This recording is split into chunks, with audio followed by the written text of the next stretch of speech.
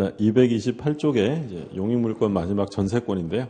앞에 봤던 지상권하고 지역권은 토지에만 되는 거고, 전세권은 이제 토지뿐 아니라 건물, 대부분 이제 건물에 설정된다고 했고요.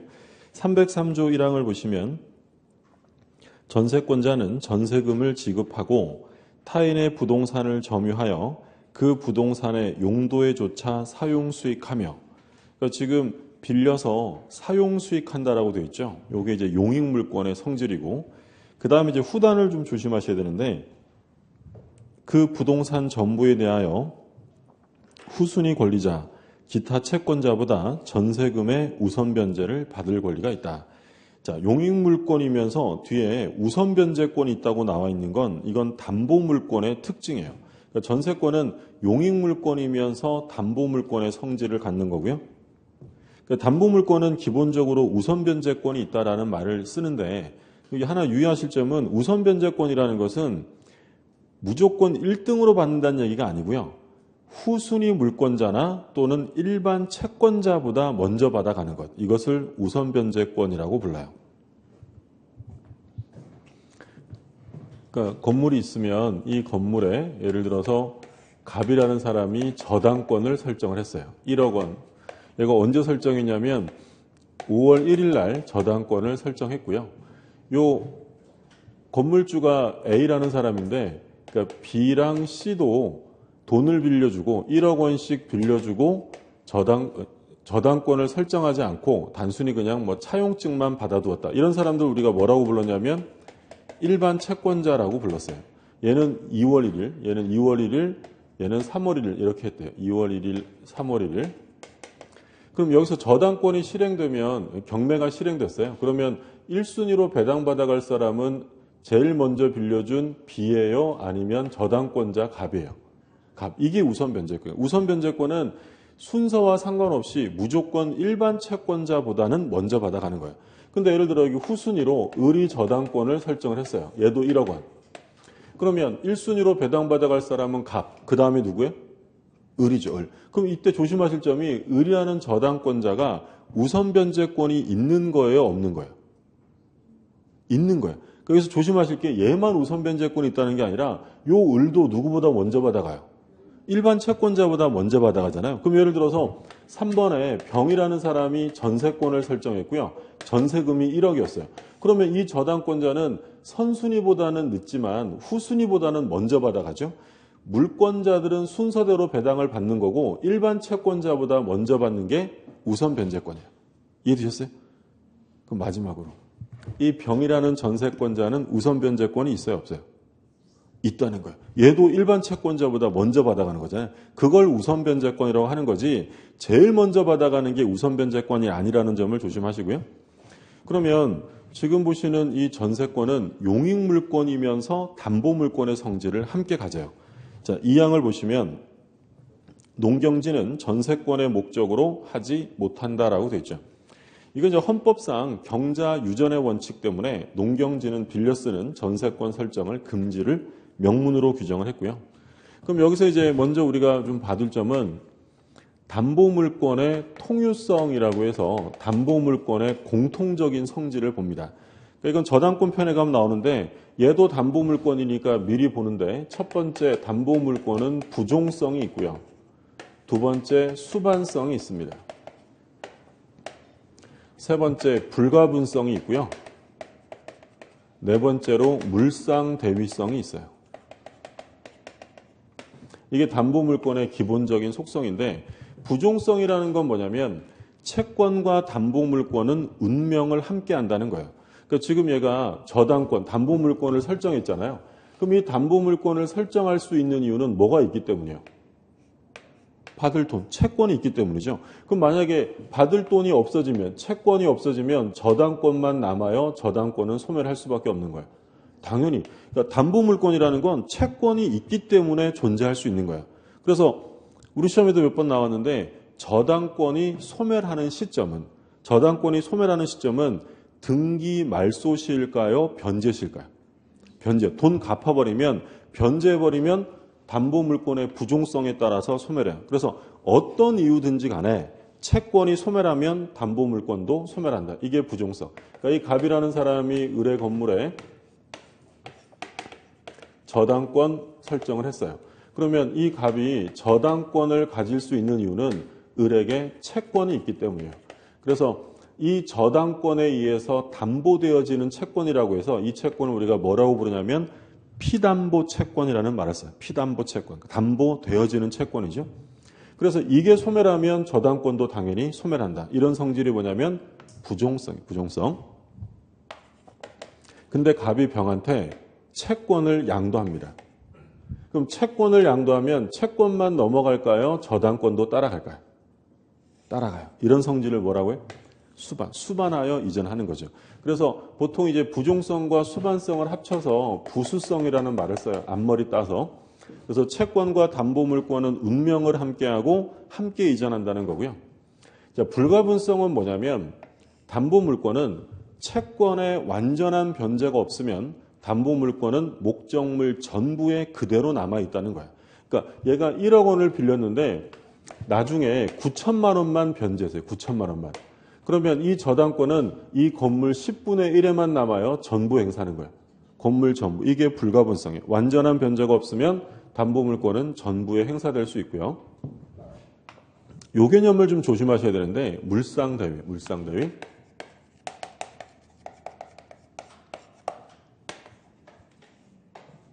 갑이 을에게 돈을 빌려주고요. 이 건물에 저당권을 설정을 합니다.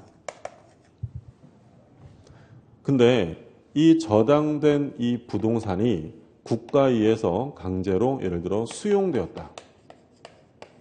그럼 저당권이 설정되어 있는 부동산이 수용되어 버리면 저당권은 그대로 남아있을까요? 없어질까요? 없어져요. 수용되면 모든 제한물권은 다 없어지는 거예요. 그럼 문제는 뭐냐면 얘가 저당권을 설정한 이유는 얘가 돈 안 갚으면 이거 경매에서 자기 채권 우선 변제 받으려고 설정을 한 건데 지금 보시는 것처럼 이 저당권이 수용으로서 소멸되면 얘는 더 이상 경매를 실행해서 우선 변제를 받아갈 수가 없게 된 거예요. 근데 수용되면 그냥 되는 게 아니라 이 소유자에게 뭐가 지급될까요? 보상금이 지급되겠죠. 그럼 이 보상금이라는 건 뭐냐면 저당권이 소멸되면서 발생한 그 가치의 변형물이 돼요. 그러면 이 갑은 더 이상 저당권을 실행해서 우선 변제를 받을 수 없기 때문에 이 갑이 이 보상금에서 우선 변제를 받을 수 있도록 해주겠다라는 거예요. 그걸 바로 뭐라고 하냐면 물상대위 말 그대로 다른 물건 위에 대신해서 물상대위라는 것은 다른 물건의 대신 위치에서 우선 변제를 받게 해주겠다라는 거죠. 근데 물상대위라는 개념은 왜 발생이 되냐면 일단 이 사람에게 뭐가 있기 때문이냐면 우선 변제권이 있으니까 물상대위라는 게 있을 수 있죠. 그러니까 원래 얘가 우선 변제를 받을 수 없는 사람이면 다른 데 따라간다고 해서 우선 변제를 받을 수가 없는 거예요. 그러니까 물상대위라는 건 전제 조건이 뭐라고요? 우선 변제권이 있으니까 다른 데 가서라도 우선 변제를 받게 해주는 거죠. 그러니까 이걸 왜 강조하냐면 바로 뒤에 유치권 우리 이제 볼 텐데 유치권은 담보물권인데 얘는 우선 변제권이 없어요. 돈 안 주면 당신 거 안 줘. 인도를 거절하는 권리지 경매에서 우선 변제를 받을 수 없다. 그럼 유치권은 우선 변제권이 없으면 물상대위가 된다는 거야, 안 된다는 거야? 물상대위도 안 되는 거예요. 그래서 물상대위라는 건 우선 변제권을 전제로 합니다. 근데 이제 우리 판례는 얘가 물상대위가 인정되려면 을이 이 보상금을 받아가기 전에 인도받기 전에 압류해야 한다라고 해요. 압류를 하는 이유는 을의 재산과의 분리 특정을 위해서 압류를 한다라는 거죠. 그러니까 지금 을은요. 저당 설정한 부동산 위에 외에 다른 재산도 존재할 수 있잖아요. 그럼 다른 재산을 뭐라고 부르냐면 일반 재산이라고 불러요. 그러면 저당권자는 일반 재산에 대한 우선 변제가 인정될까 안 될까? 안 되겠죠. 무슨 얘기냐면 제가 예를 들어서 제 아파트에다가 은행에 돈 빌리고 예를 들어 뭐 신한은행에 저당을 잡혔어요.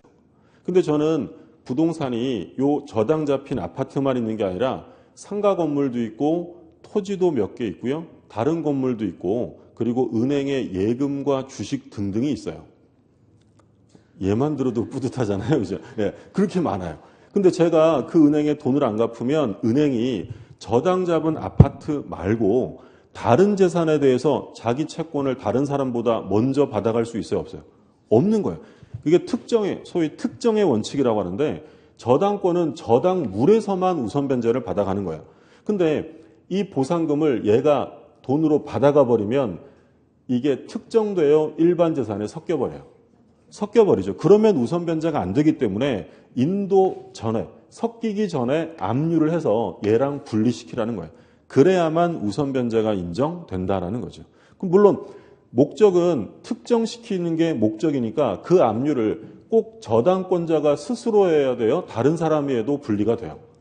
다른 사람이. 그래서 우리 시험에 출제된 건 물상대를 위한 압류는 저당권자가 스스로 해야 한다라고 하면 틀려요. 스스로 할 필요 없고 누구라도 압류시켜 놓으면 그걸 통해서 우선 변제를 받아갈 수 있다는 거죠. 이런 성질을 뭐라고 하냐면 물상대위라고 불러요. 이해되셨어요? 이게 이제 담보물권의 4가지 성질이에요. 부종성, 수반성, 불가분성, 물상대위성. 그럼 우리 지금 전세권 공부하는데 갑이 을에게 전세권을 설정을 해줍니다. 그럼 전세권은 용익물권이면서 담보물권이에요. 용도에조차 사용할 수 있다. 물론 용법에 위반되면 소멸당하고요. 담보물권은 기본적으로 4가지 성질이 있다. 그러면 이 전세권이 담보물권이라면 반드시 운명을 함께할 뭐가 있어야 돼요? 채권, 피담보 채권이 있어야 돼요. 그럼 전세권은 뭘 담보해 주는 거냐면 을이 갑에게 가지고 있는 전세금 채권을 담보하는 거예요. 그러니까 이 전세권이 담보물권의 성질을 갖기 때문에 전세금이 없는 전세권이 있을 수 있어요? 반드시 있어야 돼요. 반드시. 그럼 만약에 전세금이 소멸됐다면 전세권만 남을까요? 함께 소멸할까요? 함께 소멸해요. 이런 성질을 뭐라고요? 부종성이라 하고, 그럼 을이 갑에게 갖는 전세금 채권을 병에게 양도하면 전세금만 넘어가요? 전세권도 따라가요? 이런 성질이 뭐예요? 수반성. 전세금이 1억인데 이 갑이라는 사람이 을에게 전세금을 9천만 원밖에 안 줬어요. 그럼 아직 1,000만 원 못 받았죠? 그럼 을의 전세권은 이 건물 10분의 1에만 존재해요? 전부 행사하는 거예요? 전부. 이런 성질이 불가분성이고요. 근데 전세권자가 건물을 사용하다가 이 사람의 잘못 없이 이 건물이 화재로 소실됩니다. 목적물이 멸실되면 전세권은 남아요? 소멸돼요? 소멸돼요. 모든 물건의 공통된 소멸 사유는 목적물의 멸실이에요. 물건이라는 건 물건에 대한 권리인데 물건이 없어지면 물건은 존재할 수 없는 거죠. 근데 이 건물이 화재 보험에 들어 있었어요. 그럼 뭐가 나올까요? 보험금이 소유자에게 나오겠죠. 그러면 이 을은 보험금을 소유자가 받아가기 전에 보험금 채권을 압류해서 이로부터 자기 전세금의 우선 변제를 받을 수 있어요. 이런 성질이 뭐예요? 물상대위다라는 거죠. 그래서 지금 보시는 것처럼 전세권은 담보물권의 성질을 띠기 때문에 이 4가지의 기본적인 속성도 똑같이 나타나요. 네, 교재를 볼게요. 그게 229쪽에 3번 담보물권에서 니은의 통유성에서 4가지가 나오죠. 부종성, 수반성, 불가분성, 물상대위성. 그 다음에 이제 취득과 존속기가 나오는데 전세권의 취득은 당연히 계약을 하면 뭘 해야 되는 거야? 등기. 계약과 등기를 해야 되고, 자, 1번의 전세금의 지급. 전세금의 지급은 전세권의 요소입니다. 필수 요소고요. 다만 반드시 현실로 수수될 필요는 없으며 기존의 채권으로 가름할 수 있다. 간단한 거지만 여러 차례 출제가 됐었고요. 보통 이제 전세금이 1억이면 1억 원의 전세금을 소유자에게 줄 거 아니에요. 그걸 우리 현실 수수라고 하는데, 근데 꼭 그렇게 해야 되는 게 아니라 제가 건물주에게 1억 원 채권이 있어요. 그럼 그 1억 원 채권을 뭘로 돌릴 수 있다는 거예요? 전세금으로 전환시, 기존 채권으로 대체할 수 있다는 거죠. 유의하실 점 2번인데요. 목적물의 인도는 요소가 아닙니다. 그러니까 전세 목적물이 반드시 인도되어야 성립하는 것은 아니고 전세권이 성립하려면 설정 계약과 등기, 그리고 전세금의 지급이 있으면 돼요. 나중에 인도하면 되니까 인도는 요소가 아니고요. 다음 페이지. 존속기간이 나옵니다. 312조 제1항. 전세권의 존속기간은 10년을 넘지 못한다. 당사자 약정기간이 10년을 넘는 때에는 이를 10년으로 단축한다. 최장기 제한 10년을 두고 있습니다. 우리 좀 전에 지상권 볼 때는 최장기 제한이에요? 최단기 제한이에요? 최단기 30년, 15년, 5년 이런 제한이 있었죠? 지역권은 기억이 안 나요. 왜 기억이 안 나냐면 그런 거 안 봤어요. 지역권은 기간 규정이 아예 없어요. 그래서 영구무한 된다고 했고 전세권은 최장기 제한 몇 년을 두고 있냐면 10년. 10년 넘을 수 없도록 한 거죠. 이상한 조항이죠. 남이상 넘든 말든 그죠? 아마 이게 나중에 가면 헌재 가면 위헌 결정 받을 조항인데 일단은 10년 제한이 있고 2항 건물에 대한 전세권의 존속 기간을 1년 미만으로 정한 때는 이를 1년으로 한다. 자, 최단기 제한도 두고 있어요. 1년 이상은 하라는 거죠. 그런데 2항의 첫 단어가 뭐예요? 건물이에요. 건물. 그러면 최단기 1년 제한은 토지 전세권에는 적용 없고요. 어디에만 적용하냐면 건물. 그럼 예를 들어 제가 토지 전세권을 설정합니다. 6개월 약정할 수 있어요? 없어요? 토지.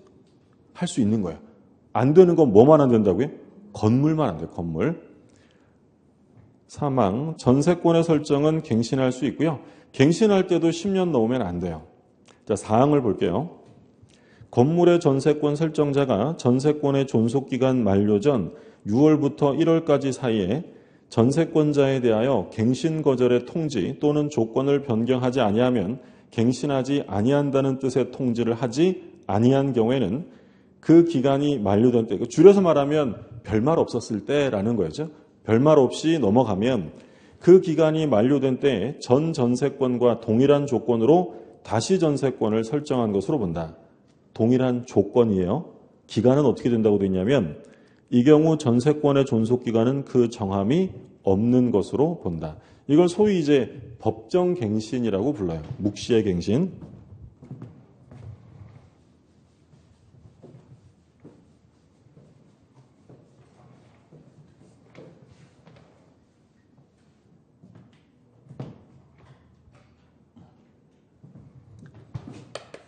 갑이 을에게 건물의 전세권을 설정을 해줬습니다. 근데 이제 계약 기간을 정했는데 이게 계약 기간 만료될 때요. 근데 만료되기 6개월에서 1개월 사이, 요 기간 사이에 소유자가요. 나 연장 안 해줄 거다 또는 뭐 조건 바꾸자 이런 얘기를 안 하고 시간이 지나버린 거예요. 그러면 이 전세권은 기간 만료 시에 소멸한다는 거예요? 갱신된다는 거예요? 갱신된다는 거예요. 근데 지금 이 갱신되는 모습은 얘네들이 계약을 하는 게 아니라 갱신된다고 어디에 나와 있었어요? 법에. 그래서 이런 갱신을 법정갱신이라고 불러요. 그럼 법정갱신되면 그 갱신되는 전세권은 전 전세권과 동일한 조건으로 다시 설정한 것으로 본다. 근데 조심하실 점은 동일한 기간은 아니다라는 거예요. 그러니까 시험에서 만약에 법정갱신되면 전 전세권과 동일한 조건과 기간으로 라고 하면 오해했어요? 틀려. 조건만 동일한 거지 기간은 동일하지 않고요. 기간은 정함이 없는 것으로 봐요. 그럼 기간에 정함이 없으면 각 당사자는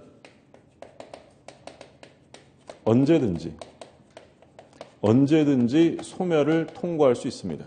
그러면 소멸을 통고하게 되면 이제 전세권이 소멸되는데 언제 소멸되냐면 소유자가 소멸 통고했다. 도달되고 6개월이 경과하면 전세권은 소멸하고요. 전세권자가 소멸 통고했다. 역시 도달되고 6개월이 경과하면 소멸하게 돼요. 이게 이제 법정갱신이에요. 법정갱신. 근데 역시 이 사항의 첫 단어도 뭐로 시작하냐면 건물로 시작하죠. 그러면 건물 전세권에만 인정되는 게 지금 두 가지 나왔어요. 최단 기간 1년 하고 지금 나온 뭐야? 법정갱신. 그러니까 토지 전세권은 법정갱신 같은 거 없는 거예요. 건물 전세권에만 인정이 되고. 그러면 이 법정갱신은 등기해야 될까요? 등기 안 해도 될까요? 법정이니까 등기할 필요 없죠. 그러면 건물 소유자가 바뀌었대요. 건물 소유자가 바뀌었다면 등기해야 새로운 소유자에게 대항해요. 등기 없이 대항할 수 있어요. 등기 없이 대항할 수 있다. 우리 이제 지난주에 공부한 게 법률 규정에 의한 변동은 언제 등기해 주라고 했어요? 처분시. 대항하기 위해서가 아니라고 했죠. 등기 없이도 얼마든지 대항할 수 있고 다만 처분할 때는 등기를 해줘야 한다라고 했죠. 간단한 거지만 우리 지난주에도 강조했던 거고요. 시험에도 여러 차례 출제가 됐어요. 그럼 이 법정갱신이 어디 가면 또 한 번 나오냐면 임차권에 가면 또 한 번 나와요. 임차권. 기간이 끝났는데 임차인이 계속 사용하고 임대인이 별말 안 하면 갱신되는데 역시 갱신되는 모습은 전 임대차와 동일한 조건이고 동일한 기간은 아니에요. 기간은 어떻게 되냐면 정함이 없어요. 정함이 없으면 당사자는 언제든지 해지를 통고할 수 있는데 얘가 만약에 빨간 건 임대차예요. 얘가 임대인이고 얘가 임차인이다. 임대인이 통과하면 몇 월이 경과하면 소멸하냐면 6월이에요. 6월. 근데 임차인이냐면 1월이에요. 1월. 임차인이냐면 1월이 경과하면 소멸한다. 그러니까 누구한테 유리하게 돼 있어요? 임차인. 그러니까 전세권은 물권이잖아요. 물권이니까 소유자랑 대등하게 6개월씩 똑같아요. 근데 임대차 가면 임차인이 비교적 약자이기 때문에 임대인이 하면 6월, 임차인이 하면 1월이 경과하면 소멸하고 나중에 특별법 가면 공부를 또 할 텐데 주택임대차 있잖아요. 주택임대차도 똑같이 법정갱신돼요. 집주인이 별말 안 하면 계약기간 만료로 소멸되는 게 아니라 갱신돼요. 근데 이건 누구를 더 보호해 줄까요? 임차인. 그러면 여기서는 당사자들이 언제든지 통과할 수 있다고 했잖아요. 주택이나 상가임대차는 임대인은 최단 기간을 또 보장해 줘야 돼요. 몇 년? 주택은 2년 보장해 줘야 되고 임차인은 언제든지 끝내자고 할 수 있어요. 근데 그게 몇 월이 경과하면 소멸하냐면 그건 3개월이 경과하면 소멸해요. 이해되셨어요? 그러니까 제가 이건 지금 민법 공부하는 거예요. 민법. 제가 주택은 임대차였다라고 하면 민법을 적용한다고 했어요. 주임법을 적용하는 거예요. 주임법을 적용하는데 제 임대차가 끝나가는데 우리 집주인이 아무 말도 안 해요. 아무 말도 안 하면 임대차 기간 만료로 소멸되어 갱신되는 거예요. 역시 법에 의해서 갱신이 돼요. 근데 갑자기 우리 집주인이 저한테 전화를 해서 나 임차인 미안한데 우리 동생 내외가 올라온다네. 내가 이사 비용이랑 뭐 좀 다 해줄 테니까 나가줘 이럽니다. 그럼 저는 나가야 돼요? 안 나가야 돼요? 안 나요. 싫어요. 나 2년 더 살 거예요. 할 수 있다는 거예요. 근데 반대로 법정갱신 되는데 임차인인 제가 임대인한테 연락해서 임대인 아저씨 나 전근 발령 나서 나 지방 내려가야 돼요. 나 짐 뺄래. 보증금 줘요. 할 수 있어요? 없어요? 임차인은 할 수 있다는 거예요. 그럼 얼마 있다 주라고요? 3개월. 즉시가 아니에요. 임대인이라고 돈 쌓아놓고 쓰는 거 아니잖아요. 3개월이 경과하면 그때 소멸하도록 규정이 된 거예요. 특별법은 나중에 볼 텐데 일단 민법만 좀 받으세요. 민법만. 전세권은 둘 다 몇 개월에? 6개월. 근데 임대차는 민법상 임대차는 임대인이 하면 6개월, 임차인이 하면 1개월이면 소멸해요. 그렇죠? 그래서 그 230쪽에 밑에 니은에 보면 최단기 제한 어디에만 적용되냐면 건물. 디귿의 법정갱신 역시 건물 이렇게 되어 있고요. 오른쪽에 2번에 보면 존속기간 약정이 없는 경우 소멸 통과하면 얼마 경과하면 소멸한다고요? 6개월. 여기 써있잖아요. 6개월. 다시 볼게요. 조문.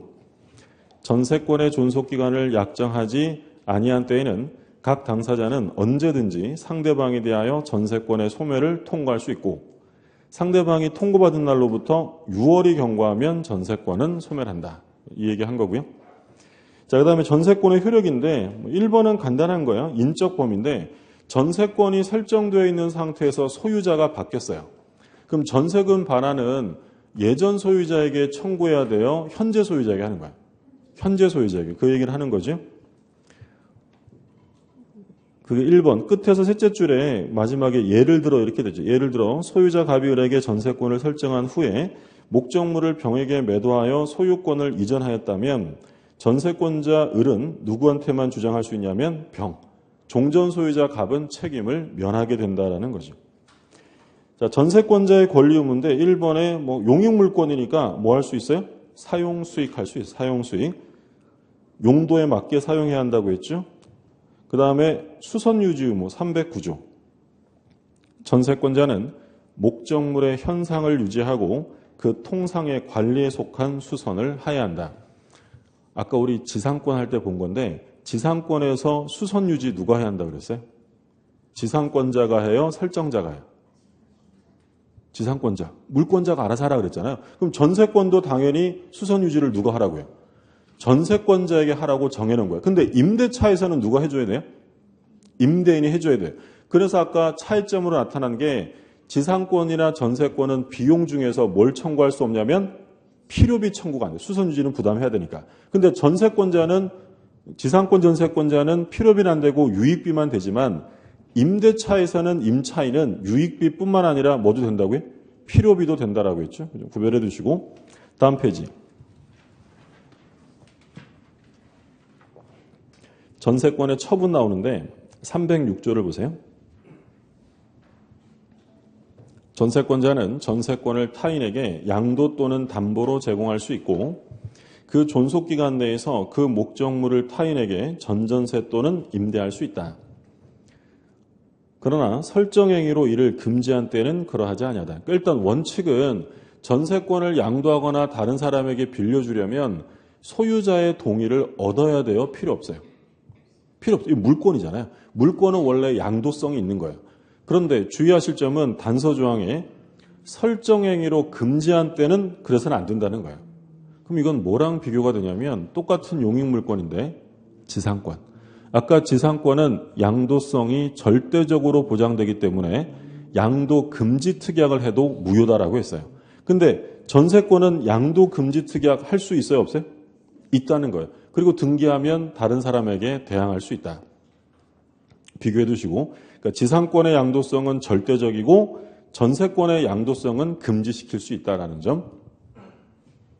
그럼 이제 전세권의 처분은 지금 양도랑 전전세가 나오는데 양도를 볼게요. 307조. 전세권 양수인은 전세권 설정자에 대하여 전세권 양도인과 동일한 권리 의무가 있다.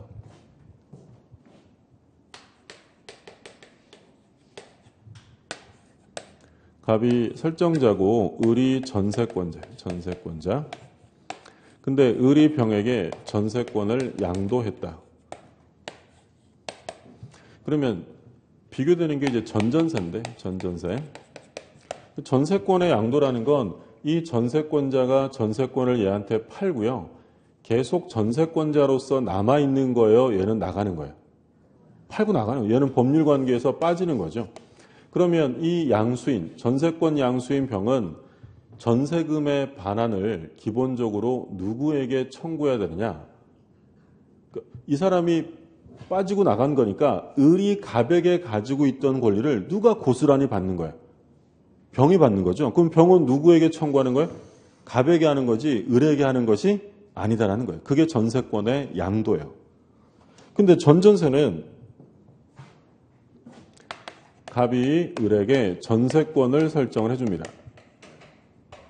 근데 병이라는 사람이 을의 전세권의 일부나 전부를 다시 빌리는 거죠. 전전세. 그러면 전전세가 있었다면 전세권자는 이 법률 관계에서 빠지는 거예요? 그대로 있는 거예요? 그대로 있죠. 그럼 얘는 누구에게 반환 청구할까요? 을에게. 그러니까 권리 의무 관계가 전전세는 병과 갑 사이에는 발생하는 게 아니고요. 병과 을 사이에서 발생하는 거예요. 그게 이제 전전세가 되는 거고. 근데 전전세는 당연히 이 전세권에 의존할 수밖에 없어요. 만약에 전세권이 기간 만료로 소멸되었다. 전전세만 남아요? 함께 소멸해요? 함께 소멸하죠. 이 전전세는 전세권에 의존할 수밖에 없다라는 거고. 근데 만약에 을이 병에게 전전세금을 안 줘요. 그러면 원래 얘도 담보물권자니까 돈 안 주면 이 건물 어떻게 할 수 있어요? 경매 붙여서 전전세금 회수해야 될 거 아니에요. 근데 전세권자가 전전세금 안 준다고 전전세권자가 바로 경매를 실행하면 누가 어이가 없을까요? 완전 어이없잖아요. 내 건물인데 얘가 돈 안 준 거 가지고 내 건물을 경매하면 안 되잖아요. 그러면 만약에 지문에 전전세권자는 전전세금을 받지 못하면 즉시 경매를 실행할 수 있다. OX요. 안 되는 거예요. 그럼 언제 할 수 있느냐? 최소한 원전세권의 기간도 만료되고 갑도을에게 전세금을 지급하지 않았어야 돼. 이런 조건이 모두 충족되어야 전전세권자의 경매는 가능하다라는 거죠. 교재 한번 볼게요. 307조 다시 한번 보세요. 307조. 전세권 양수인은, 그러니까 그림에서 보면 양수인이 누구예요? 갑을병 중에 병이죠. 병. 양수인은 전세권 설정자, 소유자죠. 갑입니다. 갑에 대해서 전세권 양도인, 을이죠. 을이 가지고 있던 권리무가 그대로 있다는 거예요. 그게 양도. 전세권 양도는 뭐 별 의미 없으니까 봐두시고, 그 다음에 전전세인데, 오른쪽에 보면, 뭐, 요건 나오죠? 누가 당사자가 되냐면, 전전세권의 당사자는 전세권자와 전전세권자고, 설정자, 소유자는 당사자가 아니에요. 전전세니까. 그리고 B번에 보면, 전전세권의 존속기간은 뭘 넘을 수 없다고요? 전세권의 기간 내에 하며 전전세금은 전세금의 한도를 넘지 못한다. 그 다음에 효과 A번. 전전세권이 설정되더라도 전세권은 소멸하지 않는. 이건 뭐 당연한 거죠. 전세권이 소멸하면 전전세는 있을 수 없는 거고요. 그 다음에 B번. 전세권이 소멸하면 전전세도 소멸한다. 그러니까 전전세는 어디에 의존할 수밖에 없냐면 전세권이고. 자, C번을 볼게요. 책임의 가중인데 전세권의 목적물을 전전세 또는 임대한 경우에는 전세권자는 전전세 또는 임대하지 아니하였으면 면할 수 있는 불가항력으로 인한 손해에 대하여 그 책임을 부담한다. 소위 이제 책임의 가중이라는 308조 규정인데 이게 무슨 얘기냐면 특별한 거 아니고요. 자, 을이 자유롭게 전전세 임대를 할 수 있잖아요. 근데 만약에 을이병에게 전전세를 하지 않았더라면 이 건물에 피해가 발생하지 않았을 텐데 전전세나 임대를 했기 때문에 이 건물에 피해가 발생이 되었다면 그 책임을 누가 지라는 거예요? 을이 지라는 거예요. 누구한테? 소유자에게 져라. 이게 책임의 가중이에요. 책임의 가중. 그 다음에 D번은 전전세권자의 경매권인데 그 말씀드린 것처럼 끝에서 둘째 줄에 또한 이렇게 되어 있죠. 또한 원전세권 설정자가 원전세권자에게 전세금의 반환을 지체한 경우에 한하여 전전세권자는 경매를 청구할 수 있다. 그러니까 이거예요. 이거 말씀드린 것처럼 전전세금 못 받았다고 바로 경매할 수는 없는 거고요. 이거 하려면 원전세가 만료되고 원전세금이 지급되지 않았어야 한다. 그래야만 실행 가능하고요.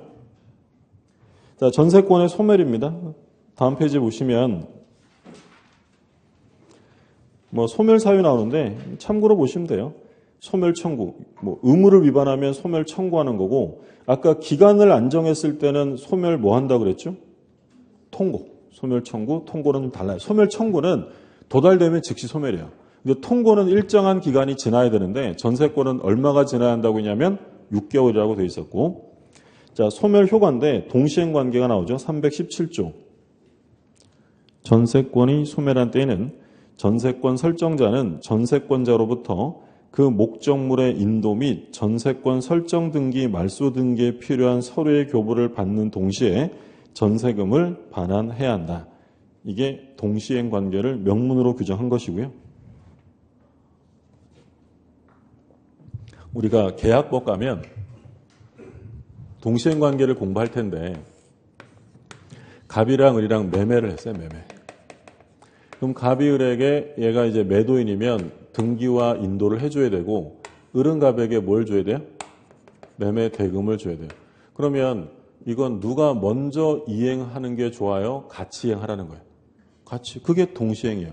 그러면 동시행의 항변권을 서로 갖는데 예를 들어서 대금을 주고받기로 한 날짜가 언제냐면 대금과 등기를 받기로 한 날짜가 11월 5일이었어요. 근데 을이 만약에 약속한 날에 11월 5일 날 대금을 안 주면 우리 그걸 뭐라고 불렀어요? 채무 불이행이에요. 계약 관계에 있는데 약속한 날짜를 위반하면 채무불이행이고 그러면 어른갑에게 이행지체, 늦어진 것에 대한 손해배상 책임을 지게 돼요. 근데 얘가 왜 11월 5일 날 대금을 안 줬나 가만히 봤더니 갑도 을에게 등기를 안 준 거예요. 을은 갑이 등기를 안 줘서 대금을 안 줬다면 얘는 손해배상 책임을 져야 돼요? 안 줘도 되는 거예요? 안 줘도 되는 거예요. 왜냐하면 을에게 뭐가 있기 때문이냐면 동시이행의 항변권이 있기 때문이에요. 그게 공평하기 때문에. 그러면 지금 나온 것처럼 갑이 을에게 전세권을 설정해 줬다. 소유자는 나중에 전세금을 빼줘야 되고요. 을은 갑에게 목적물을 인도하고 전세권은 반드시 등기가 되어 있기 때문에 말소에 필요한 등기 서류를 교부해야 돼요. 둘 중에 한 사람이 먼저 하는 게 아니라 둘은 어떻게 하라고요? 동시에 이행을 하면 된다는 거예요. 그럼 그 얘기는 바꿔서 말하면 갑이 약속한 날에 전세금을 안 빼줬어요. 왜 안 빼줬나 봤더니 을이 인도, 목적물을 넘겨주지 않기 때문에 돈을 안 빼줬대요. 이행지체 책임을 져야 안 져요? 줄 필요 없다는 거예요. 그게 무슨 권리라고? 동시행의 항변권이라고 불러요. 계약법에 가면 좀 더 구체적으로 볼 거고요. 우리 임대차 해도 보증금 받으려면 뭐 줘야 돼요? 키 같은 거 다 넘겨줘야 되잖아요. 그게 동시행 관계라는 거예요. 자, 그 얘기고. 그 다음에 이제 318조 경매권 나오는데 전세권 설정자가 전세금의 반환을 지체한 때는 전세권자는 민사집행법에 정한 바에 의하여 전세권의 목적물의 경매를 청구할 수 있다. 자, 여기서는 이제 좀 조심하실 점이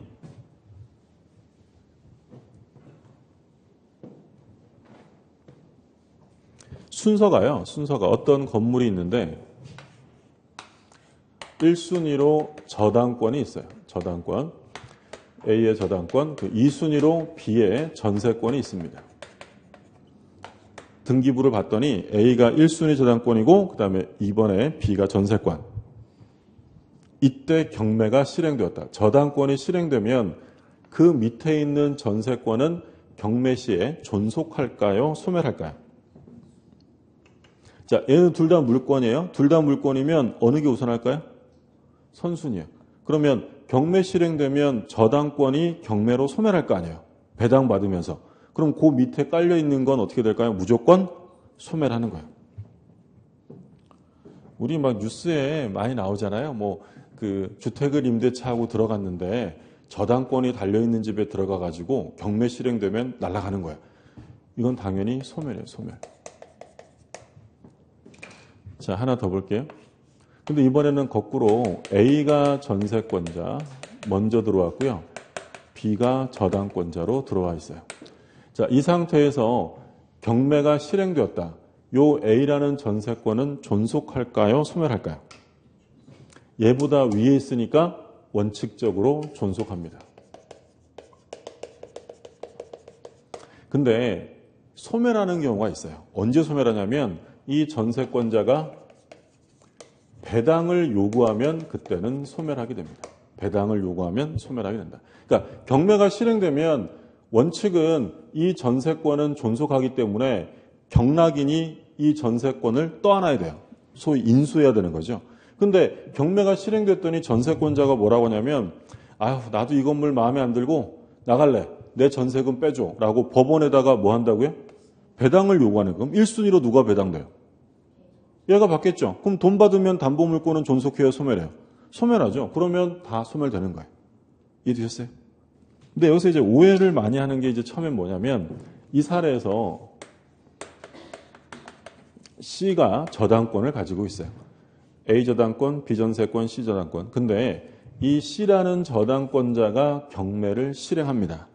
그러면 B 전세권이 존속하느냐 소멸하느냐 문제예요. 존속할까요? 소멸할까요? 써뒀죠? 소멸. 왜냐하면 얘가 경매를 실행해도 어디부터 소멸하게 될까요? 제일 빠른 저당권부터 소멸하는 거예요. 그러니까 무슨 얘기냐면 경매가 실행되면요. 저당권, 이 저당권, 근저당권 이런 게 경매 시에 존속할 수도 있을까요? 무조건 언제나 소멸할까요? 무조건.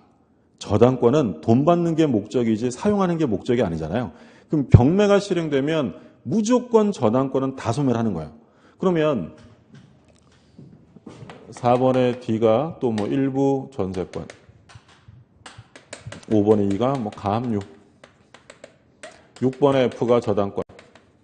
자, F 저당권자가 또는 일반 채권자가 경매를 실행합니다. 자, 그럼 경매가 실행되면 어디부터 소멸한다고요? 얘가 기준하는 거예요. 기준하면 기준과 함께 밑에 것들은 볼 것도 없이 무조건 다 소멸하는 거예요. 그래서 얘를 민사집행법상 말소 기준 권리라고 불러요. 그러니까 말소 기준 권리 나중에 뭐 중개사법 시간에 경매 파트에서 공부하겠지만 민법에서는 저당권 생각하시면 돼요. 그래서 경매가 실행되면 제일 빠른 저당권을 찾는 거예요. 그럼 제일 빠른 저당권부터 그 밑으로는 무조건 소멸해요. 그러면 용익적인 권리, 예를 들어 주택임대차라든지 지상권, 전세권 이런 게 경매 시에 존속하려면 최소한 뭐보다 빨라야 돼요. 제일 빠른 저당권, 다른 말로 하면 말소 기준 권리보다 빨라야 돼요. 그래서 누가 경매를 실행하든지 간에 요 말소 기준 권리부터는 다 소멸. 그럼 만약에 이 위에 갑이 전세권을 설정해 둔 게 있다. 그럼 요 전세권은 존속이에요, 소멸이에요? 요건 존속해요. 배당 요구하지 않는 한 존속하는 거죠. 이해되셨어요? 다시 한번 말씀드릴게요. 요 세 개를 이렇게 놓고 볼 때 C라는 저당권자가 경매를 실행해도 어디부터라고요? A부터. 말소 기준부터 다 소멸하기 때문에 이 전세권은 무조건 소멸될 수밖에 없다. 물론 소멸되고 배당 순서가 어떻게 되는 거예요? 1순위가 A, 그 다음에 B가 받는 거죠. 돈 받고 나가는 거예요. 그렇죠? 존속할 수 없다는 점. 이게 입문과정부터 진짜 시험 막판까지 수십 번을 얘기하는데 시험 보기 며칠 전에 아니 얘가 경매를 했는데 얘는 왜 소멸해? 이렇게 물어봐요. 처음에 안 해두면 나중 가면 또 그래요. 그러니까 누가 하든지 간에 경매를 하든지 간에 어디부터 소멸한다고요? 제일 빠른 저당권. 그부터 쭉 소멸해요. 제가 집을 하나 좀 임대차 하려고 해요.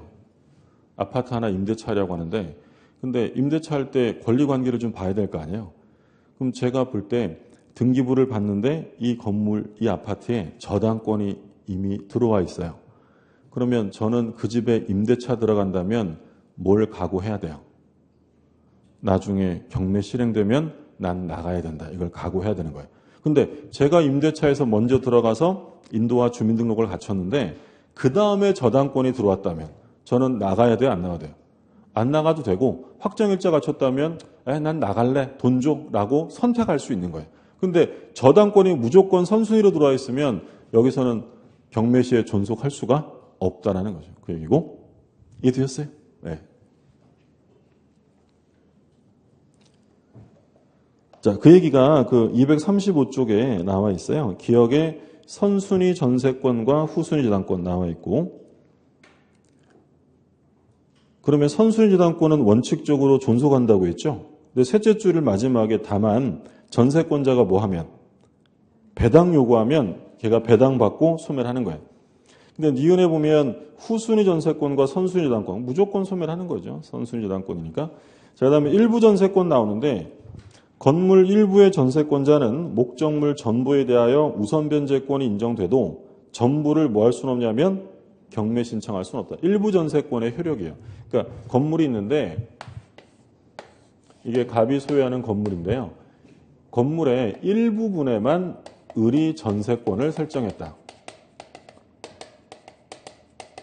이게 용익물권이니까 되는 거죠. 일부의 저당권 설정이 될까 안 될까요? 일부의 저당권은 안 되고 뭐만 된다고? 그러니까 쉽게 말하면 그런 거죠. 그 집이 있는데 방 한 칸만 전세권 설정할 수 있어요, 없어요? 그건 돼요. 방 한 칸만. 근데 방 한 칸만 저당 잡힐 수 있어요, 없어요? 그런 건 있을 수 없다는 거예요. 용익물권이기 때문에 일부의 전세권 가능하고요. 근데 얘가 전세금을 못 받았으면 일부 전세권자가 이 건물 전부를 경매할 수 있느냐? 그건 안 된다는 거예요. 일부 전세권자는 목적물 전부로부터 우선 변제를 받을 수는 있어요. 전부로부터 우선 변제는 되는데 전부를 경매 신청할 수는 없다라는 거죠. 그러니까 이런 거예요. 예를 들어서 이 건물에 A가 저당권을 설정을 했어요. 저당권. 그럼 이 저당권은 일부가 아니라 당연히 전부에 설정된 거예요. 그러니까 등기부를 봤더니 A가 저당권, 그 다음에 이제 을이 이 건물 일부의 전세권을 설정을 한 거죠. 근데 경매가 실행됐어요. 저당권자가 돈 못 받아서 경매해버린 거죠. 그러면 이거 전부가 경매로 넘어가겠죠. 1순위로 누가 배당받아요? A, 저당권. 2순위로 을이 받죠. 그럼 요 일부 전세권자도 우선 변제는 어디로부터 받는 거예요?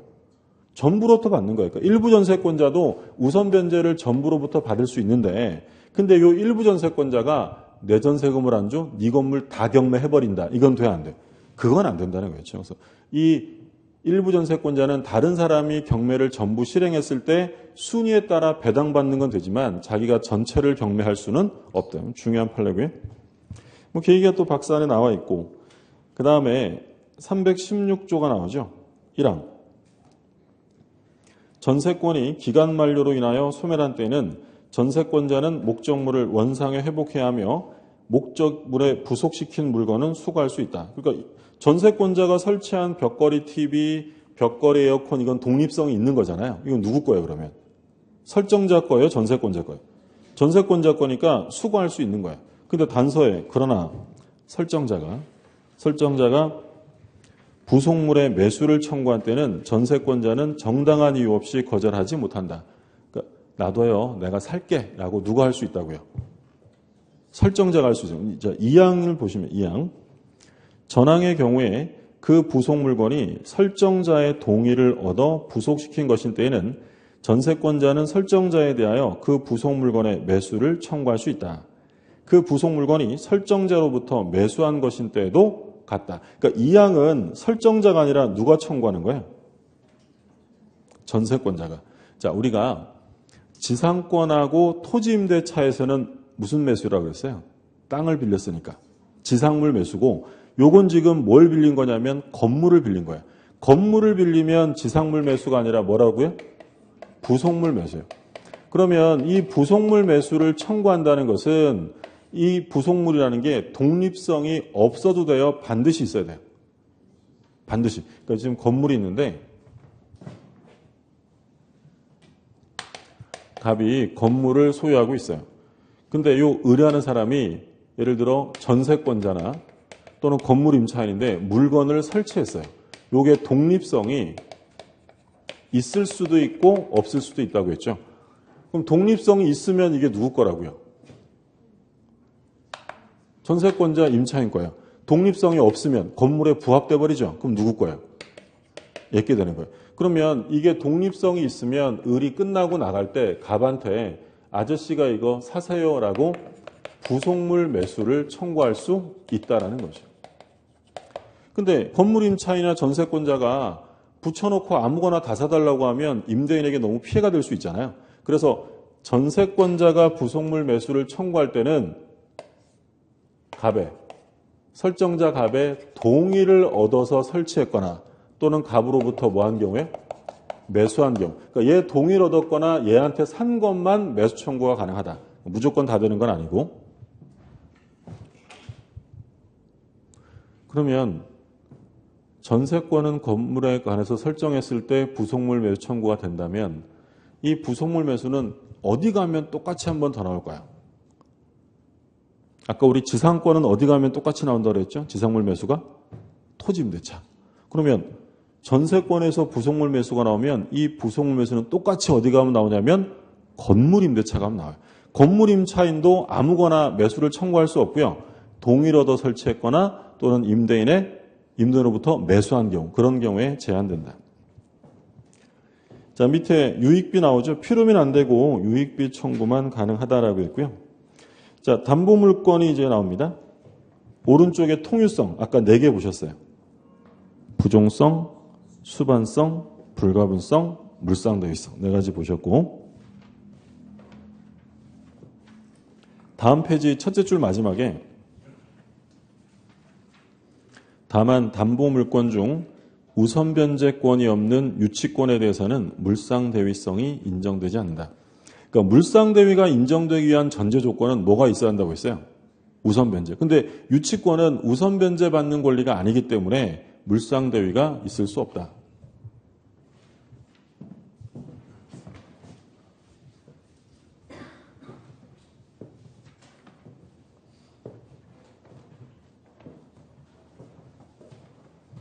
유치권은 일단 개념을 좀 간단히 보면 넘어질 뻔했어. 갑이 을에게 시계를 맡겼어요. 이게 이제 수리업자예요. 시계 좀 고쳐주세요라고 해서 을이 시계를 고쳐서 시계 수리비 채권이 발생이 됩니다. 근데 이 갑이요, 나중에 수리비는 안 가져오고 아저씨 내가 시계가 급하니까 이 시계를 먼저 돌려주세요라고 청구해요. 그럼 을은 수리비 받기 전에 시계를 먼저 줘야 할까요? 거절할 수 있을까요? 거절할 수 있죠. 이런 권리를 유치권이라고 불러요. 자, 또 하나. 갑이 을한테 예를 들어서 목적물의 도급계약을 합니다. 도급계약. 그러니까 도급계약이라는 건 뭐 시험법에는 아닌데 일의 완성을 목적으로 하는 계약이야. 그러니까 우리가 공사하는 계약 있잖아요. 공사계약은 다 도급계약이라고 생각하시면 돼요. 그러면 공사업자 을이 공사를 하면서 공사 대금 채권이 발생이 되겠죠? 근데 이 갑이라는 도급인이 수급인한테 공사 대금을 안 주고 인도해달라고 요구하면 돈 안 주면 못 줘라고 유치권 행사할 수 있다. 우리가 물권법 첫 시간에 건물에 유치권 달려있는 거 그 얘기 했었잖아요. 그 얘기고, 또는 갑이 을한테 임대차를 했어요. 임대차를 했을 때 임차인이 여기에 필요비와 유익비 등의 비용을 썼어요. 근데 임대인이 비용을 주지 않고 인도를 요구하고 있다면 임차인은 비용 안 주면 인도 못해라고 유치권을 행사할 수 있어요. 유치권의 사례를 들었어요. 동산, 부동산 다 되고. 근데 유치권은 아무 물건이나 잡고 행사하는 것이 아니고 유치권이 인정되려면 채권과 목적물 사이에 반드시 상관성이 있어야 돼요. 그래서 우리 민법이 뭐라고 정하냐면 목적물에 관하여 생긴이라는 표현을 써요. 그러니까 이걸 이제 학자들이나 판례가 줄여서 목적물과 채권 사이에 결련성이 있어야 한다. 결련성이 있어야 한다는 표현을 써요. 그러니까 이 시계와 수리비의 관계를 보면 수리비는 뭘 수리한 거야? 시계죠. 그리고 공사대금도 이 목적 건물에 들어간 거고 비용도 목적물에 투여된 것이기 때문에 유치권이 인정이 되는 거고 결련성이 없는 것이면 유치권은 인정될 수가 없다는 거예요.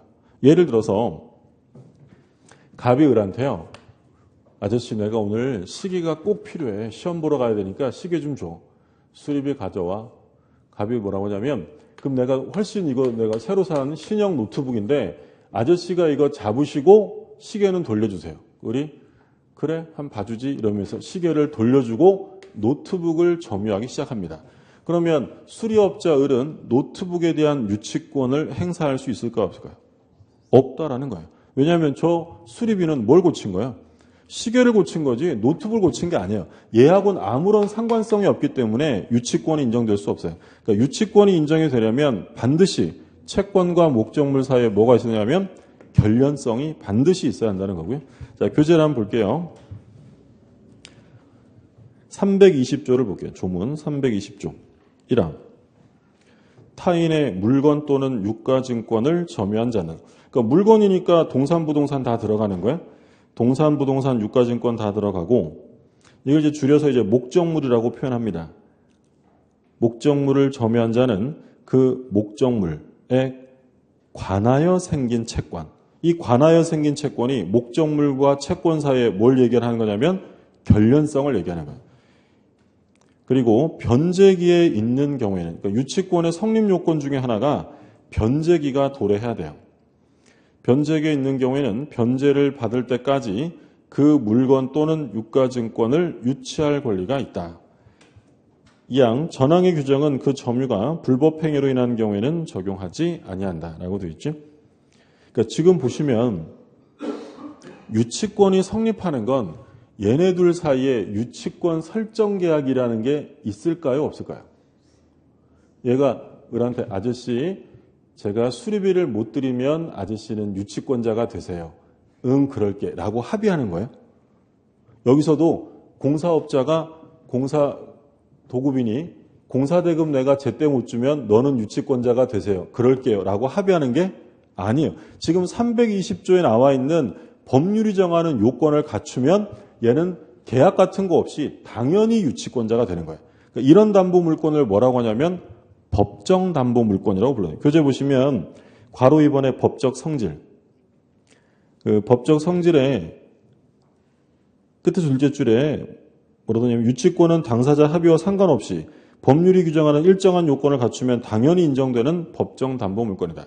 저당권은요. 저당권은 당사자가 계약을 하지도 않았는데 법률에 의해서 성립해요. 계약에 의해서 성립해요. 계약에서. 그래서 저당권과 질권 같은 건 약정담보예요. 계약에 의한 담보, 약정담보인데 이 유치권은 약정담보가 아니라 법정담보예요. 법이 정하는 거고 밑에 1번에 유치권의 목적물, 동산, 부동산 뭐 다 된다고 했고요. 유가증권 되고 근데 하나 마지막에 뭐라고 써있냐면 유치권의 성립에 있어서 부동산 유치권이라 하더라도 등기를 요하지 않습니다. 유치권은 등기되지 않는 권리예요. 등기되지 않는 권리. 굉장히 조심하셔야 돼요. 그래서 보통 경매에서 가장 위험한 권리가 뭐라고 하냐면 유치권이라고 해요. 왜냐하면 등기부에 나와 있지 않기 때문에 가서 조사해보지 않는 한 알 수가 없는 거예요. 그래서 유치권은 등기되지 않는 권리다라는 점이고요. 그 2번에 보면 누구 것만 된다고 되냐면 타인 거. 제한 물건이니까 자기 물건에 대한 유치권이라는 건 있을 수 없어요. 타인 것이면 되고. 자, 밑에 이제 결련 관계 나오는데 괄호 1번에 채권과 목적물 사이의 결련성이 있어야 돼요. 채권과 목적물. 그러면 동그라미 1번하고 동그라미 2번 있는데 동그라미 2번은 안 보셔도 되는 거예요. 시험에 나오는 경우가 아니고 시험은 1번에 집중적으로 출제가 돼요. 자, 내용을 잠깐 좀 보면 괄호 1번의 셋째 줄 예를 들어 이렇게 돼 있죠. 예를 들어 목적물에 지출한 비용 상환 청구권. 요게 지금 어떤 거예요? 세 개 중에서 요거 임차인이 비용을 썼다. 목적물에 투여된 거죠. 그 다음에 두 번째 목적물로부터 받은 손해배상 청구권. 이 손해배상 채권이 어디서 나왔다고요? 목적물로부터 나왔기 때문에 가능한 것이고 그 다음에 세 번째 수급인이 목적물에 들인 공사금 채권. 이런 것들은 결련성 인정되는 것들이죠. 그러니까 우리 판례 중에 뭐가 있냐면 말 판례가 있는데요. 그러니까 옆집 말이 뛰쳐나와서 제가 가꾸는 밭을 막 밟아가지고요. 작물을 다 죽게 하고 막 풀 뜯어먹고 난리가 났어요. 그럼 저는 말주인에게 말 관리를 잘 못한 것에 대한 손해배상을 받을 수 있잖아요. 그럼 저는 손해배상 안 해주면 당신 말 못 줘라고 말 잡고 유치권을 행사할 수 있다는 건 없다는 거예요. 있다는 거죠. 왜냐하면 이 손해배상이 어디서 나왔으니까. 목적물로부터 나왔기 때문에 가능하다라는 거예요. 자, 시험에 집중적으로 나오는 것은 박스 안에 있는 유치권이 인정되지 않는 경우예요. 각종 시험에서 가장 많이 나온 게 1번, 2번이에요. 1번은 보증금, 임대차 보증금, 2번은 권리금. 3번은 최근 들어서 많이 나오는 건데 매매계약에 따른 매매대금 채권. 1, 2, 3번의 핵심이고요. 4번에 지상물 매수, 부속물 매수, 그리고 5번 의무 위반으로 인한 손해배상. 그러니까 목적물로부터 나오는 게 아니라 의무 위반으로 나왔으면 목적물하고는 상관없다는 거예요. 이거는 어쩔 수 없이 암기하셔야 돼요. 암기. 왜 얘는 유치권이 인정 안 될까? 왜 결련성이 없을까? 고민하시면 안 돼요. 그냥 외우세요.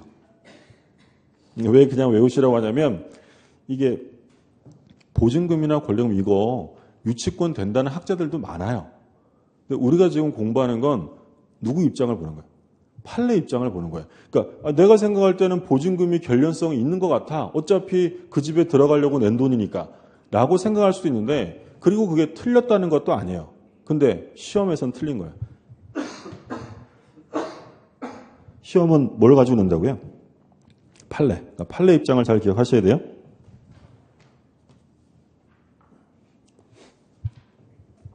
그래서 공부하시다 보면 이해를 하기 위해 고민을 하셔야 되는 부분이 있고요. 이해 고민할 필요 없이 그냥 바로 이렇구나 하고 넘어가야 될 부분이 있어요. 그걸 잘 좀 맞추셔야 되는데 너무 깊게 생각하시고 막 그 끊임없이 파생되는 경우가 있어요. 이게 왜 그럴까? 저거 이렇게 되면 이건 또 왜 이럴까? 막 사례를 본인이 직접 막 만드는 거죠. 그리고 막 섞어놓고 머리 아프다 이러는데 근데 그런 건 그 학문적인 호기심은 충족될지 모르는데 시험하고는 상관없는 거예요. 그러니까 시험에서는 제가 꼭 이거 이해하셔야 된다라고 하는 건 고민하셔서라도 이해를 하셔야 되는 거고요. 이해하시고 뭐 할 필요 없고요. 암기 좀 해두세요라고 체크해 두세요라고 하는 것들은 이건 옳고 그름의 문제가 아니기 때문이에요. 사회과학이라는 건 정답이 없잖아요. 옳고 그름의 문제가 아니라 우리가 시험을 위해서 판례를 정리하는 것이기 때문에 이것도 고민하지 마시고 절대 안 되는 게 뭐라고요? 보증금, 권리금, 매매대금 이게 대표예요. 나머지 뭐 지상물 매수, 부속물 매수 이런 것들이 있고요. 2번은 보실 필요 없다고 했고 다음 페이지. 자, 반가로 2번에 보면 채권과 목적물의 점유와의 결련성 이건 필요 없어요. 그러니까 우리가 지금 결련성이 요구된다. 결련성이 요구된다라고 하는데 이때 결련성이라는 것은 뭐하고 뭐의 결련성이냐면 채권과 목적물 사이의 결련성을 요구한다는 거고요. 채권과 목적물의 점유하고는 결련성이 필요 없다는 거예요. 그러니까 무슨 얘기냐면 유치권이 인정되기 위해서는 채권과 목적물의 점유가 동시에 성립될 필요가 없다는 거예요. 그러니까 채권이 먼저 생기고 나중에 점유를 했다. 유치권이 인정돼야 안 돼? 된다는 거예요. 그러니까 채권과 점유가 동시에 쓸 필요가 없기 때문에 채권이 먼저 발생하고 나중에 점유를 하든 점유를 하고 있던 도중에 채권이 생기든 그건 아무 상관이 없다라는 거예요. 이해되셨어요? 그러니까 아까 말팔레 예를 들면 그런 거예요. 옆집 말이 뛰쳐나와서 제 밭을 밟아서 작물이 죽었어요. 손해배상 받아야 되는데 그 말이 빨라서 못 잡았어요. 그 말이 이제 지네 집으로 들어갔네요. 그래서 제가 또 다시 텃밭을 또 다 잘 갖고 왔더니 며칠 있다 또 나와서 또 밟았어요. 그러면 제가 이번엔 그 말을 잡았어요. 유치권을 행사하죠. 이때 받을 손해배상은 지금 본 채권만 돼요? 예전의 손해배상 채권도 될까요? 상식적으로 생각해 보세요. 첫 번째 와서 제 밭을 난리쳐가지고 제가 100만 원 받을 게 있어요? 요번에 또 사고 쳐서 그 말이 또 100만 원 생겼어요. 그럼 여러분들은 유치권 행사할 때 100만 원만 달라고 할 거예요? 200만 원 달라고 할 거예요? 당연히 200만 원이죠. 그 얘기 뭐냐면 이번 점유에서 발생한 채권은 얼마짜리 채권이에요? 100만 원인데 그 이전에 뭐가 있었다? 이전에 채권 100만 원 또 있었잖아요. 그럼 유치권을 행사하기 위해서는 이 점유와 동시에 발생한 채권만 되는 게 아니라 그 이전에 발생한 것도 상관없다는 거예요. 결련성은 채권과 목적물 사이에 상관성이 있으면 되지 점유하고는 필요 없다. 시험에도 여러 차례 나왔던 내용이에요. 이해되셨어요? 그래서 둘째 줄에 따라서 유치권이 인정되기 위한 채권은 점유 중에 발생한 채권에 한정하지 않으며 채권이 먼저 발생하고 후에 점유를 취득해도 똑같다는 거고요. 3번 반드시 변제기가 도래해야 돼요. 변제기가 도래하지도 않았는데 네 거 못 줘 이렇게 할 수는 없다는 거고 4번에 보시면 적법 점유해야 합니다. 적법 점유. 불법으로 점유하면 그건 유치권이 인정될 수 없다. 예를 들어서 제가 남의 집에서 명품 시계를 하나 훔쳐왔어요. 훔쳐왔는데 이게 안 가네. 그래서 수리를 맡겨서 수리비가 예를 들어 20만 원 들었어요. 그래서 이제 좋다고 차고 다니다가 그 집주인한테 딱 걸렸어요. 그럼 집주인이 야, 내 거잖아. 풀어 이럽니다. 그럼 제가 여기서 수리비 안 주시면 못 풀지. 이렇게 할 수 있어요? 없어요? 없어요. 근데 제가 여기서 풀어주고 수리비 20만 원 줘. 할 수 있어요? 없어요? 그건 할 수 있죠. 왜냐하면 만약에 이 경우에 도둑이라고 해서 수리비를 못 받게 해버리면 오히려 누가 이득을 봐요? 도둑 맞은 사람이 부당이득을 취하는 거예요. 도둑도 돈이니까 그 돈은 받게 해준다는 거예요. 근데 채권은 있는데 뭘 안 된다고요? 좀 전에 채권이 있고 시계랑 상관성이 있잖아요. 그럼 원래 유치권을 행사해야 되는데 이 사람에게 채권이 있지만 왜 유치권은 안 되냐면 아까 2항에서 불법 점유 중에 발생한 채권은 유치권이 인정되지 않는다라고 되어 있기 때문이에요. 무슨 말인지 되셨어요? 그게 바로 지금 4번의 적법 점유일 것 이렇게 나오죠. 그래서 동그라미 2번 보세요. 따라서 동그라미 2번 둘째 줄 따라서 타인의 물건을 횡령하거나 절취하여 물건의 수선비를 지출하더라도 유치권이 인정되지 않습니다. 이건 적법 점유가 아니기 때문이고요. 그 다음에 5번 유치권 배제 특약의 부존재요. 발생을 배제하는 특약을 하지 않았어야만 유치권이 성립될 수 있다. 그러니까 그 얘기는 유치권에 관한 이 규정들이 강행 규정이라는 거예요? 임의 규정이라는 거예요? 임의 규정이에요. 그러니까 당사자 사이에 두 사람이 내가 혹시 돈을 못 갖다 줘도 유치권 발생은 없는 것으로 하자라고 미리 합의했다면 법이 정하는 요건을 갖췄다 하더라도 유치권은 성립되지 않는다는 거예요. 그래서 유치권이 성립하기 위해서 우리가 봤던 요건이 일단 목적물, 누구 거야 된다고요? 타인, 남의 거야 돼. 자기 건 안 되고 동산, 부동산, 유가증권 그리고 채권과 목적물 사이에 뭐가 있어야 돼? 결련성이 있어야 돼. 결련성. 근데 점유하고는 필요 없다고 했어요. 세 번째는 뭐가 도래해야 돼요? 변제기가 도래해야 되고 네 번째는 반드시 뭘 해야 되냐면 점유해야 돼요. 이때 점유는 적법한 점유해야 되고요. 유치권은 어떤 이유든지 간에 점유를 잃어버리면 유치권은 무조건 소멸하게 됩니다. 점유와 유치권은 항상 같이 가야 돼요. 그래서 유치권을 등기할 수 없는 이유가 점유를 핵심으로 하기 때문이에요. 점유를 잃어버리는 순간 유치권이 없어지고 점유를 취득하는 순간 유치권이 생기는데 일일이 등기가 따라갈 수가 없기 때문에 부동산 유치권도 등기가 되지 않는 거예요. 다섯 번째, 뭐가 없어야 돼? 배제 특약. 배제 특약이 없어야만 유치권은 성립되어진다는 거예요. 이게 성립 요건이고요. 그 다음에 효력부터는 좀 쉬었다가 보시죠.